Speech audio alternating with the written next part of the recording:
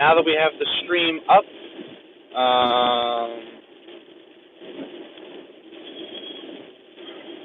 basically, what we've got going on is some pretty major icing that's going to be occurring all the way from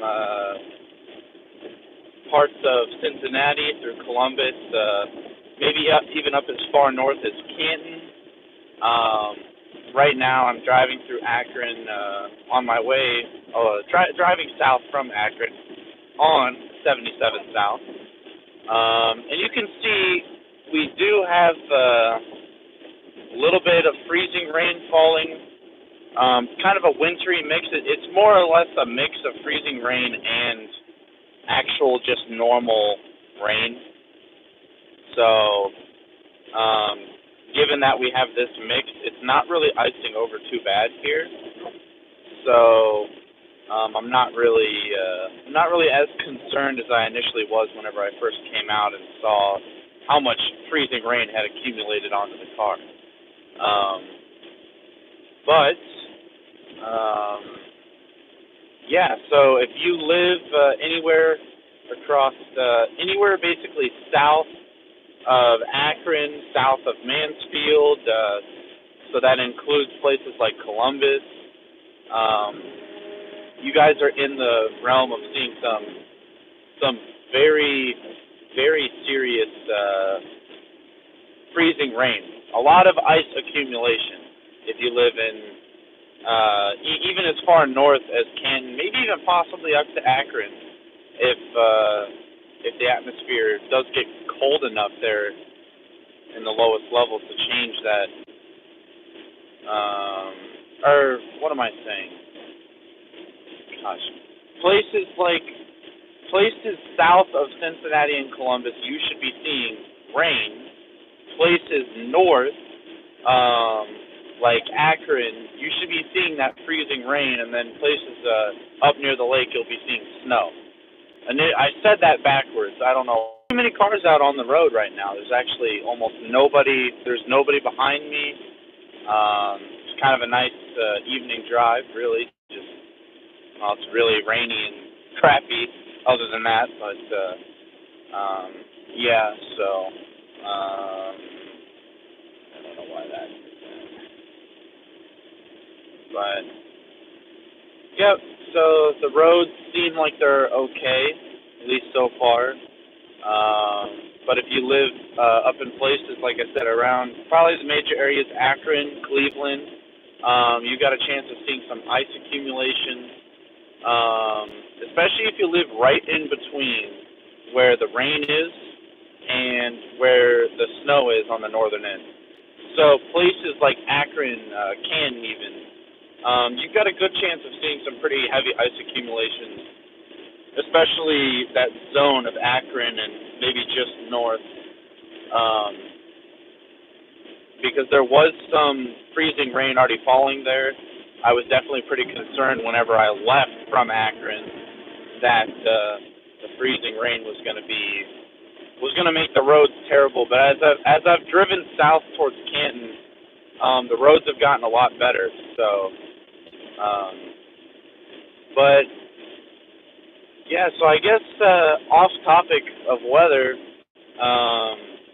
we did just have yesterday, around this time yesterday, actually, exactly about 24 hours ago, Russia they didn't officially declare war, but Russia basically announced an actual special military invasion of Ukraine. And this is the first militarized invasion of any country to this scale, at least, since World War II. And really the whole reason Russia is doing this is Vladimir Putin wants to restore the Soviet Union to its former glory, so pre-World War II. So that would include invading all of, so that would be like Ukraine, pretty sure places like Estonia, Poland, different areas were a part of the Soviet Union back in its back in its glory days, I guess you could say. Um, so that's Putin's main goal, and so far the world has kind of just sanctioned Russia, not even to the absolute extreme. They've used pretty heavy sanctions, but I think they're kind of holding back all of their sanctions in hopes that Russia will kind of like just be like, hey, okay, we're gonna stop, and I mean, who knows? I guess we'll see. The United States says they don't plan on imposing their extreme sanctions for like another month. So I think if the invasion pushes closer and closer to Kiev, which is the capital of Ukraine, then they should use more sanctions, and because you have to counterattack Russia without attacking Russia, right? And we live in a day and age where all of the countries that have nuclear weapons, it only benefits them and really nobody else in the entire world, because, I mean, if we were to attack Russia, very likely we would be starting nuclear war, which, I mean, that could not only end nations, but that would could have the possibility of ending humanity entirely if it became, using even just a small percentage of the nuclear weapons that both countries have at their disposal. So I just got a breaking news, actually, just came across my phone, that Russian troops are closing in on Kiev, which is very quick. They're very rapidly closing in on Kiev. That's definitely very concerning. But Vladimir Putin, you have to imagine this is almost a modern-day Hitler, because and anybody who's just now joining in and watching, I know this is off-topic weather, but it's on my mind. I'm driving back. I'm going to talk about it. Vladimir Putin, he says he wants to restore the Soviet Union, which basically means he would take over these other independent countries that used to be a part of the Soviet Union and gained their independence after World War II.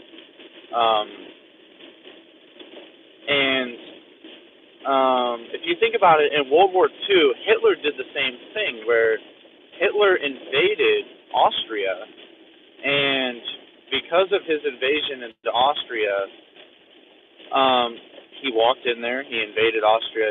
It really was there was no contest at all, Austria.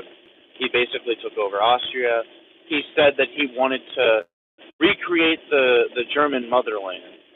And obviously, Putin said the same thing, that he wants to recreate the Soviet Union, motherland now as well.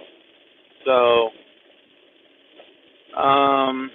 and back then we let Hitler walk in and just sort of take over Austria, really without any friction, and we see how that turned out.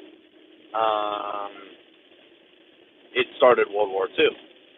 And now Russia just walked into Ukraine, and, I mean, we're supplying Ukraine with assistance, but we're not actively helping them in any way. And I think other countries like China definitely have a chance of seeing something like that and thinking like, well, Taiwan's technically a part of China. So then they see that Russia's doing this without consequence, and then they go and invade Taiwan as well and say, well, hey, nobody counterattacked Russia. Nobody's going to counterattack us. We have nukes too, so if somebody counterattacks us, we just nuke them. Which is, nuclear weapons is never going to end well for anybody, ever. It's just, There's generally assured destruction, GAD, which is basically in war if you have weapons of mass destruction. GAD is basically if you use all of your weapons at your disposal, both sides do, you will reach generally assured destruction, which means you will destroy not only the other country you're fighting and not only yourself because you're getting nuked as well, but you're going to assure the destruction of the entirety of humanity, which is obviously not ideal. Nuclear weapons is not good for anybody to have. Even the world's superpowers like China, Russia, America, it's just nobody wins in the end in nuclear warfare. There's no other way to put it other than it's a losing battle. If you are using nuclear weapons, I know the U.S. used nuclear weapons in World War II, and that's before we actually knew the scope of just how devastating they were going to be. And I think that nowadays everybody looks back at that and says that, hey, maybe the U.S. didn't need to do that back then. But I just think it's easy to compare Vladimir Putin to Adolf Hitler because, what did Adolf Hitler want to do? He wanted to take over Austria because part of the original German motherland, I think pre-World War I. And he walked in there, invaded Austria. Nobody else did anything to stop him. And then he decided, okay, well, I can invade other countries then as well, and they're not going to stop me. And that's whenever other countries decided, okay, well, now it's time to counterattack. And,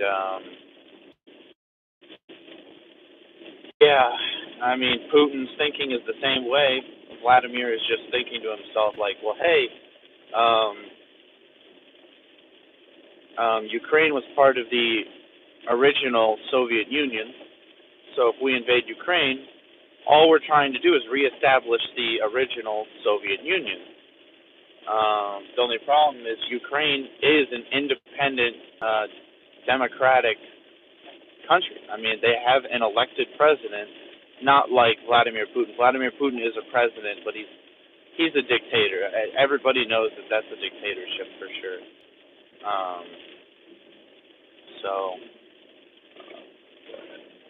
Cut over here.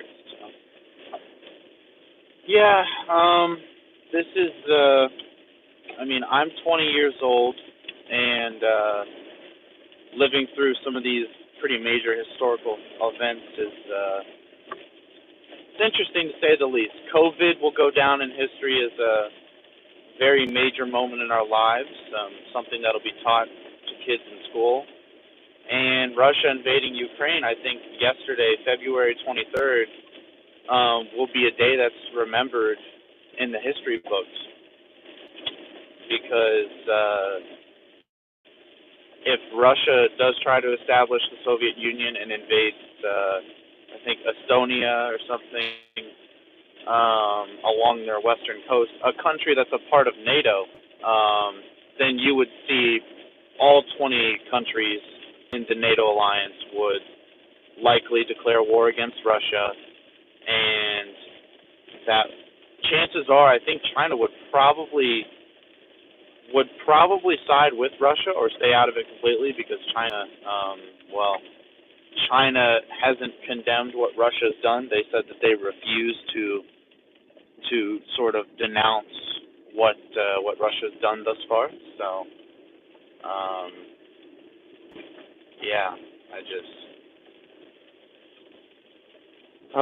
crazy world we are living in. But here in Canton, we'll go ahead and flip this back over. You can see this is just water on the windshield. I can clear it off pretty easily. So not really any freezing rain down here. I think we're probably going to get a little bit, but it's definitely much more of a concern a little bit farther north towards like Akron, places like that. So, yeah, I just, I'll tell you what, before I get off, I remember, I try to keep these dates in my head because chances are I'll probably tell my kids about it, but March 13th, it was Friday the 13th. That was the last day I was in high school.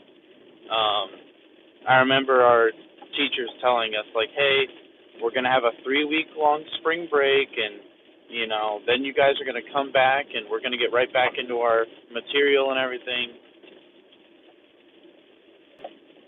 It's been 2 years. 2 years in a couple weeks since that happened, and I never set foot back in that school. I graduated, separated from all of my friends and everything.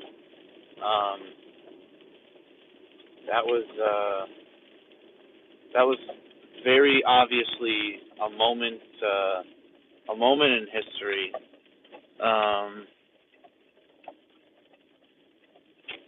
Yeah. So I think February 23rd, 2022 will probably also be a moment in history that myself and others will tell their kids about in the few decades that come, because I just, you know, I can't see how this doesn't pan out to be something major, especially because this is the largest land invasion of another country since World War II, since Hitler did it. So obviously another comparison to Hitler there for Vladimir Putin. But all right, well, if please stay safe, everybody. If you live anywhere in parts of northern Ohio tonight, north central Ohio, places north of Columbus, places around Akron, please be safe, guys. The weather's gonna be really tough. So, thank you guys for watching. I'm going to be hopping off of the stream now. So, yeah, that's about all I got for you. Thank you, everybody who tuned in. Thank you, everybody who's been subscribing, viewing the channel. The numbers have been tough the last few weeks. I had a couple videos that did extremely well. And then it seems like since those videos did really well, my other videos have done sort of equally as bad. So I don't know if YouTube's kind of equaling out to the average, but yeah. So again, just stay safe out there.